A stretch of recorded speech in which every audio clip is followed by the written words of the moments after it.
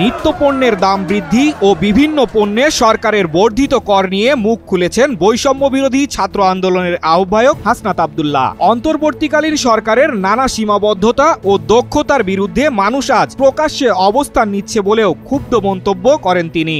22 জানুয়ারি নিজের verified Facebook পেজের এক পোস্টে তিনি লেখেন, এই দেশের অধিকাংশ মানুষ সহজ সরল জীবনযাপনে অভ্যস্ত। দেশটা কেমন আছে সেটাও তারা বোঝার চেষ্টা করেন সহজ হিসেব নিকেশের মাধ্যমেই। যখন চালের দাম বাড়ে, নিত্য প্রয়োজনীয় পণ্যের দাম বাড়ে, বাবা মা সন্তানের মুখে পুষ্টিকর খাবার তুলে দিতে ব্যর্থ হয় মানুষ, তখন তারা ধরে নেয় দেশটা ভালো নেই।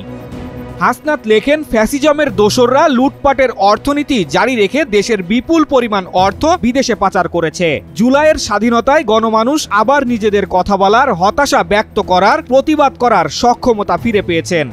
হাসনাত বলেন, অন্তর্বর্তীকালীন সরকারের নানা সীমাবদ্ধতা ও দক্ষতার বিরুদ্ধে মানুষ আজ প্রকাশ্যে অবস্থান নিচ্ছে। সত্যিকার অর্থেই মানুষ অন্তর্বর্তীকালীন সরকারের অনেক সিদ্ধান্তে ক্ষুব্ধ, যদিও এটি একটি চমৎকার গণতান্ত্রিক পরিবেশকে ইঙ্গিত করে।